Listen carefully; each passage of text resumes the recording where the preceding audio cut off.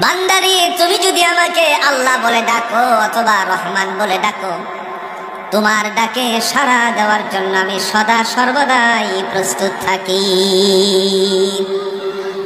তিনি কে?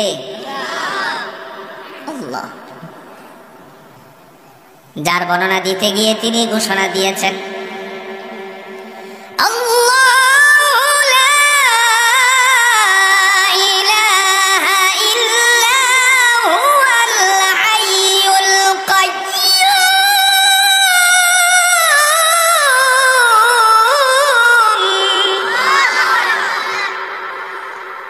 আল্লাহ বলেন আমি হলাম এমন সত্তা যার সাথে কোনো অংশীদারিত্ব নাই।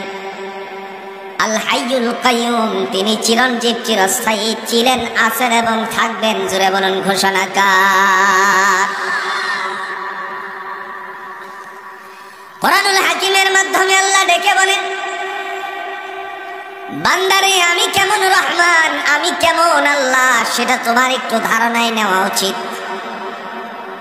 সাধারণত আমরা জানি বান্দা যখন মাতৃগর্ভে প্রবেশ করে পিতার পৃষ্ঠদেশ থেকে, জুড়ে বলুন তো, তার সংরক্ষণের দায়িত্ব কে নিয়েছেন? আল্লাহ বলতেছেন আমি কেমন রহমান তোমাদের একটু ধারণা নাও।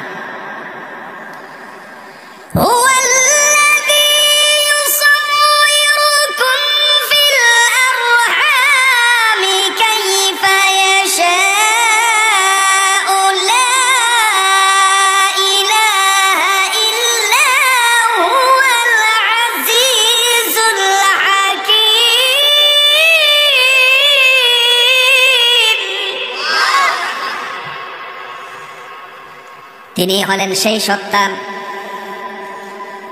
যিনি তোমাদেরকে আকার আকৃতি ধারণ করিয়েছেন মাতৃগর্ভে। কে দিছেন?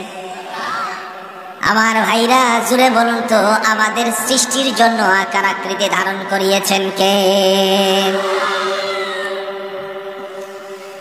সে আল্লাহ রাব্বুল আলামিন। তিনি ডাক দিয়ে বলেন, কেমন করে তোমার রব তোমার মাতৃগর্ভে আকার আকৃতি ধারণ করালেন? তিনি হলেন এমন সত্তা, লা ইলাহা ইল্লা হুয়া, যার সাথে কোনো অংশীদারিত্ব নাই। তিনি হচ্ছেন পরাক্রমশালী, প্রজ্ঞাময়। জুড়ে বলুন তো, আমরা তারে কোন নামে চিনি? আল্লাহ নামে চিনি। তিনি হলেন আমাদের রহমান। এবার আপনারা সাক্ষী দিয়েছেন তিনি আমাদের আল্লাহ। রব্বে কারীম ডাক দিয়া বলেন, হে জগৎবাসী, পৃথিবীতে শুধুমাত্র আমাকে ডাকবার, ভিন্ন পন্থা অবলম্বন করার জোরে বলুন তো কোনো সুযোগ আছে নাকি? ভিন্ন পন্থা কি? কোরআন এসেছে মানুষের কল্যাণের জন্য, ঠিক কিনা কোন? এমন অবস্থায় যদি কোনো মানুষ আল্লাহকে বেঁচে রেখে ভিন্ন কোনো জায়গায় মস্তক ঠেকায়, তার জবাব তার কাছে নিবে কোরআনের জোরে বলুন তো এর কোনো দলিল আছে কিনা? আল্লাহ বলেন, আমি আল্লাহর সাথে কাউকে শরীক করো না। আমি হলাম এমন সত্তা যার সাথে কোনো অংশীদারিত্ব নাই। ছোট্ট সময় আপনি আমি সবাই পড়েছিলাম আমানতু বিল্লাহ ওয়া মালাইকাতিহি ওয়া কুতুবিহি ওয়া রাসূলিহি ওয়াল ইয়াউমিল আখির ওয়াল কদরি খাইরিহি ওয়া শাররিহি মিনাল্লাহি তাআলা ওয়াল বা'সি বা'দাল মাউত। করছিনি? বিশ্বাস স্থাপন করলাম আল্লাহ তোমার উপরে, ফেরেশতাগণের উপর বিশ্বাস স্থাপন করলাম, আসমানি কিতাব সমূহের উপর বিশ্বাস স্থাপন করলাম, ইভেন কোরআনের উপরে, সমস্ত রাসূলের উপর বিশ্বাস স্থাপন করলাম, ইভেন মুহাম্মদুর রাসূলুল্লাহ সাল্লাল্লাহু আলাইহি সাল্লামের উপরে বিশ্বাস স্থাপন করলাম, ওয়াল ইয়াউমিল আখির, কিয়ামত দিবসের উপর বিশ্বাস স্থাপন করলাম, ওয়া শাররিহি মিনাল্লাহি তাআলা, তাকদীরের ভালো মন্দের উপরে আমি বিশ্বাস স্থাপন করলাম, ওয়াল বা'সি বা'দাল মাউত, মৃত্যুর পরে পুনরুজ্জীবিত করা হবে তার উপর বিশ্বাস করলাম। আপনারা সাক্ষী দেন মরণের পরে জিন্দা আল্লাহ করবে কি করবে না? করবে। দলিল আছে? দলিল সূরা ইয়াসিন থেকে।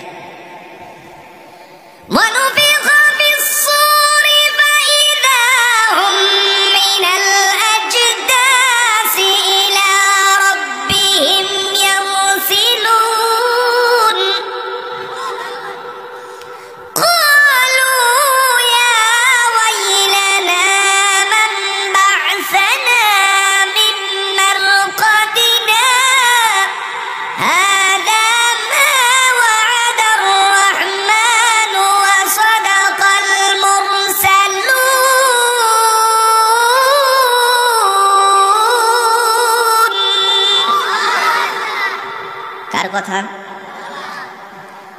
দয়াময় তিনি ডাক দিয়া বলেন ওয়ানুফিখা ফিস সূরি ফাইযা হুম মিনাল আজদাসি ইলা রাব্বিহিম ইয়ানসিলুন।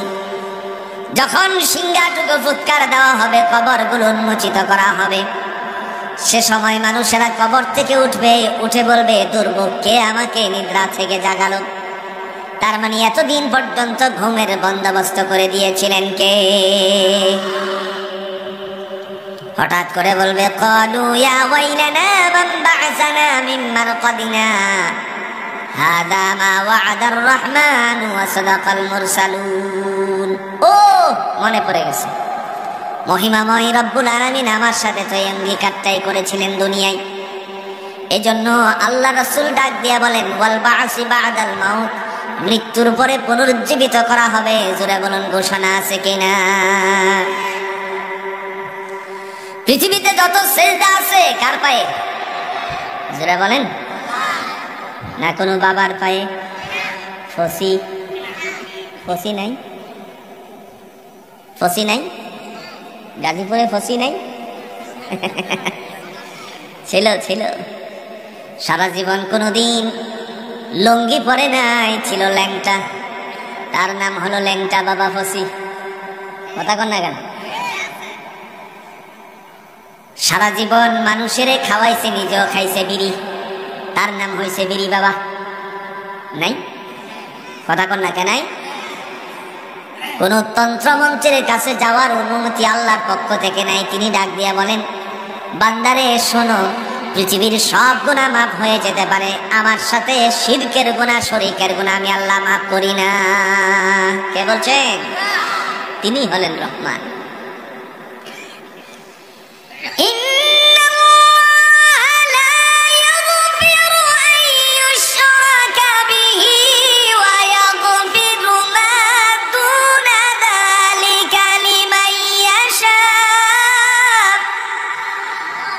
ومن يشرك بالله فقد افترى إثما عظيما।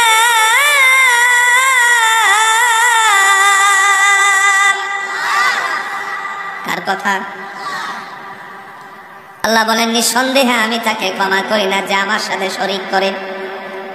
ওয়ায়াগফিরু মা দুনা যালিকা লিমান ইয়াশা, এছাড়া যত অন্যায় আছে, গুনাহ আছে, ইচ্ছে করলে জোরে কোন মাফ করে দিতে পারেন কে?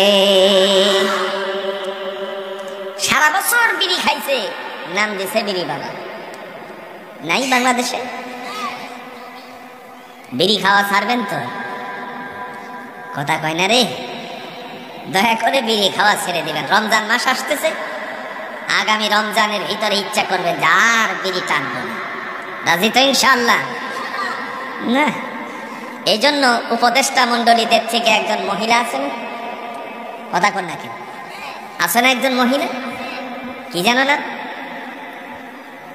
নাম মনে নেই, রেদওয়ানা নাকি? ডাক দিয়ে বলছে বাংলাদেশে বিড়ির দাম সবচেয়ে বেশি বাড়ানো হবে। যার বিড়ির দাম বাড়লে পরে, সিগারেটের দাম বাড়লে পরে মানুষ আর সিগারেট খাবে না। কেউ টানে গোল্লিপ, কেউ টানে বেনসন, কেউ বাটানে পালমাল। নাই? মদ গাঁজা হিরোইন নিশিরাতে খেয়ে কেউ রাস্তায় করে টালমাল। ডিগবাজি খাই হাই দিনে দিনে বদলাই এই মানুষের হালচাল। ডিগবাজি খাই হাই দিনে দিনে বদলাই এই মানুষের হালচাল।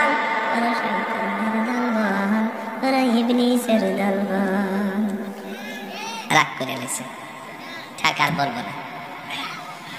ধূমপান বিষপান জানে না কোনজন এই কথাটার মানে, জেনে শুনে আর বেশি বেশি করে আবুল বিড়ি টানে।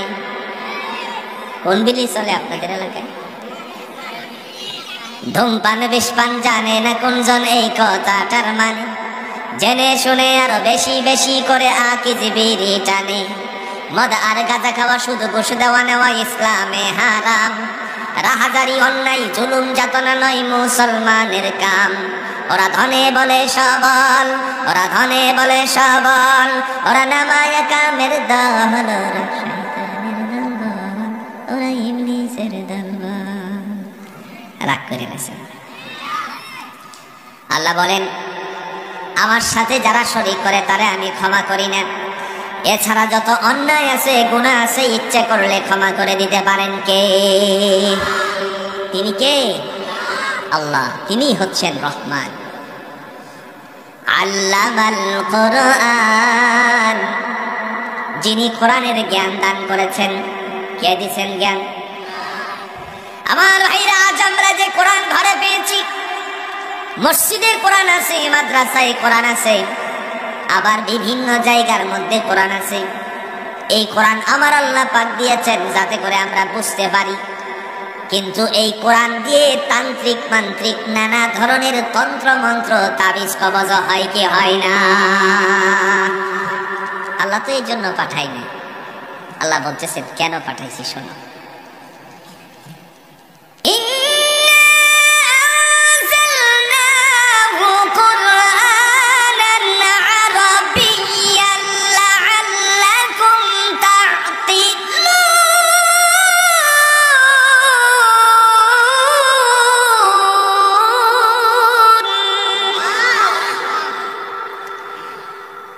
আল্লাহ বলেন নিঃসন্দেহে আমি এই কোরআনকে আরবি ভাষায় অবতীর্ণ করেছি যাতে করে তোমরা বুঝতে পারো।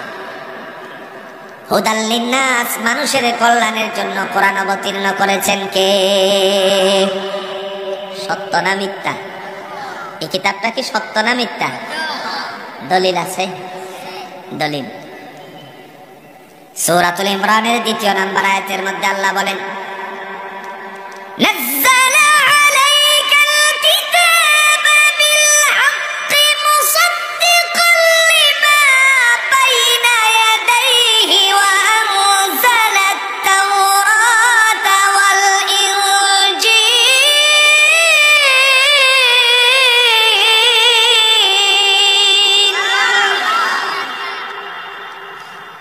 আল্লাহ বলেন নাজ্জালা আলাইকাল কিতাবা বিল হক, আমি কোরআনকে সত্য রূপে অবতীর্ণ করেছি।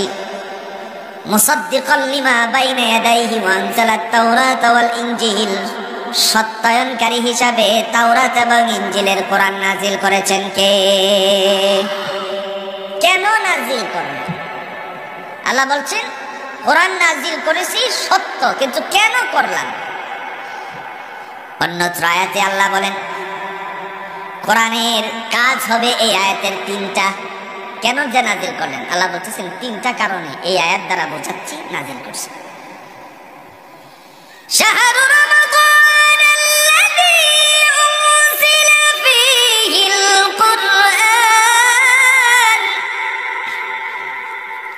হুদাল লিন্নাসি ওয়া বায়্যিনাতিন মিনাল হুদা ওয়াল ফুরকান।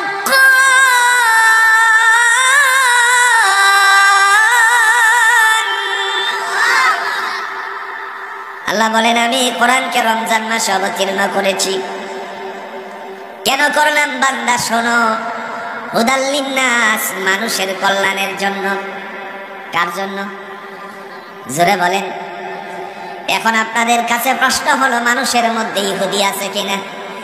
খ্রিস্টান, বৌদ্ধ, নাসারা, হিন্দু, সারাল, মুসলমান, মানুষের মধ্যে সকল জাতি আছে। সমস্ত কিছুকে ভেদাভেদ সব কিছু উৎখাত করে দিয়ে আল্লাহ পাক রব্বুল আলামিন তিনি ডাক দিয়া বলেন যে যে ধর্ম অবলম্বন করো না কেন, তোমার জন্য আমি এই কোরআনকে কল্যাণের জন্য অবতীর্ণ করেছি। আর যদি খ্রিস্টান কোরআনকে রিচার্জ করে তাহলে আল্লাহ রব্বুল আলামিন তার জন্য হেদায়েতের রাস্তা খুলে দিবে। যারা বলেন ঠিক কিনা? আপনারা নিঃসন্দেহে শুনেছেন ইতিমধ্যে একজন যুবক সুইডেনে কোরআন পড়িয়ে দিয়েছিল, সে গুলিবিদ্ধ হয়ে জমিন থেকে বিদায় হয়ে গেছে। ইতিপূর্বে যারা কোরআনের সাথে বেয়াদবি করেছে এদের অবস্থা আল্লাহ পাক দুনিয়াতেই অপদস্থ করে দিয়েছেন।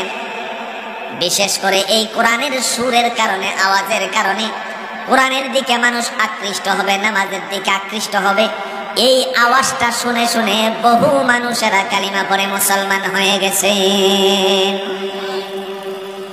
গত যে সময় ফুটবল খেলা হয়েছিল, জোরে বলেন কোন দেশে হয়েছিল? জোরে? কাতার। কাতার ফুটবল খেলা দেখতে যাওয়ার পরে সাংবাদিকদের মধ্য থেকে আল্লাহর এক বান্দা তিনি যখন সম্প্রচার করতেছিল, হঠাৎ করে একটা মসজিদ থেকে আওয়াজের ধ্বনি যে উচ্চারিত হয়েছিল, আওয়াজ উচ্চারিত হয়েছিল আজানের। বান্দা সেই আজানটা শোনার পরে কোত্থেকে এত সুন্দর আওয়াজ ভেসে আসছে, তার দিকে অগ্রসর হওয়ার পরে দেখলো মুয়াজ্জিনে আজান দেয়। সাথে সাথে আজান কমপ্লিট হওয়ার পরে বলল, এটা কতই না সুন্দর কথা, আমারে এই কথার কিছু মর্মার্থ বুঝাও। আল্লাহর বান্দা মর্মার্থ বুঝাতে গিয়ে বলেন, আল্লাহু আকবার, আল্লাহু আকবার, আল্লাহ সবচেয়ে বড়, আল্লাহ সবচেয়ে বড়। আশহাদু আল্লা ইলাহা ইল্লাল্লাহ, আল্লাহ আমি সাক্ষ্য দিচ্ছি আল্লাহর সাথে কোনো শরীক নাই। আশহাদু আন্না মুহাম্মাদার রাসূলুল্লাহ, আরো সাক্ষ্য দিচ্ছি মুহাম্মদ সাল্লাল্লাহু আলাইহি সাল্লাম আল্লাহর রাসূল। হাইয়া আলাস সালাহ, এসো নামাজের দিকে। হাইয়া আলাল ফালাহ, এসো কল্যাণের দিকে। যেই মাত্র ডাকটা মারলো, বান্দা বলল, এত সুন্দর কথা, এর ভিতরে কেন আমি দূরে আছি? সাথে সাথে ইমামকে ডেকে বললেন, আমারে এখন এই মুহূর্তে সকলের সামনে মুসলমান বানিয়ে তারপরে মসজিদ থেকে বেরিয়ে যাওয়ার জন্য সুযোগ করে দেন। কাতারের ফুটবল খেলায় মুসলমান হয়ে গেছে। আমার ভাইরা, শুধু এই নয়, বাংলাদেশের ছোট্ট ছোট্ট ছেলেরা কোরআন দিয়ে তালিম, কোরআনের হেফজ প্রতিযোগিতায় বিশ্বের বিভিন্ন দেশকে পিছু ফেলে, 120টা দেশকে পিছনে ফেলে এরদোগানের হাত থেকে তারপরে সুন্দর করে উপঢৌকন নিয়ে বাংলার জমিনে ফিরে এসে শুধু কোরআনের মুজিজা জোরে বলেন ঠিক কিনা? যে দেশে কোরআন অবতীর্ণ হয়েছে, সৌদি আরব, মক্কা, মদিনায়, সকল প্রতিযোগী এখানে ছিল, প্রায় ৭৬টা দেশের প্রতিযোগী। আমার বাংলাদেশের ছোট্ট ছেলেরা সেখানে অংশগ্রহণ করার পরে ফার্স্ট ক্লাস ফার্স্ট হয়েছে। আর সেখান থেকে কোরআনের রহমত যে আল্লাহ দিয়েছেন, তার দ্বারা উপঢৌকন নিয়ে বাংলাদেশে এসেছে। এদের মর্যাদা বাংলাদেশে জুড়ে বলেন কম না বেশি? কেমন বেশি একটু শুনেন। ওই যে আবু রাইহান আসেনি, আমি বাংলাদেশে যারা হেফজ প্রতিযোগিতায় বিশ্বের থেকে উপঢৌকন পেয়েছেন তাদেরকে যোগাযোগ করছিলাম হাজী আব্দুল সত্তার কেন্দ্রীয় জামে মসজিদের তারাবির সালাত আদায় করাইতে। তারাবির নামাজটা যেন পড়ায়। এক একজনের কাছে খবর নিয়ে দেখি একজন 50 লাখ, বুঝেন নাই? 80 দশকে যুক্তিবাদী সাহেব ওয়াজ করছিলেন, মৌলবি বানায় না ছেলেরে, ভাত পাবে না। আর তিনি বলছিলেন, ভাত পাই না ঠিকই, এই খুরমা পোলাও খাইতে খাইতে এখন আর ভাত খাওয়া মন চাই। আবু রাইহান আপনার চিটাগঙ্গে এক জায়গায় তারাবি পড়া, তারে 7 লাখ টাকা দেয়। চিন্তা করছেন? তাহলে ভাত পাবে না ভাত খাবে না কোনটা? সারা জীবন যদি তারা ফ্রুটের উপর পড়ে থাকে তারপরেও তাদের টাকা শেষ হবে না। তার মানে রিজিকের ফায়সালাকারী কে? আমার বলার অর্থ এই নয় তারা কোরআনের সাথে এইভাবে সম্মানিত হয়েছেন, আমার আল্লাহ তাদেরকে মর্যাদা দান করেছেন। জোরে বলেন ঠিক কিনা? আল্লাহ বলেন, হুদাল লিন্নাস, মানুষের কল্যাণের জন্য কোরআন অবতীর্ণ করেছি। কেমন কল্যাণের জন্য কোরআন অবতীর্ণ হয়েছে? ইতিহাসের পাতায় স্বর্ণাক্ষরে লেখা আছে, মক্কি জীবনে আল্লাহর নবী যখন মানুষের মাঝে ইসলামের কথাগুলো ছড়িয়ে ছিটিয়ে দেওয়ার উদ্দেশ্যে কোরআনের তালিম করত, পাঠ করত, তৎকালীন সময়ে সবচেয়ে রাসূলের দুশমন ছিল আপনজন। অতি সহজে তার নামটা আমরা জানি। জোরে বলেন কি? একটু জোরে বলেন। লোকেদেরকে ডাক দিয়ে বলছে, আবু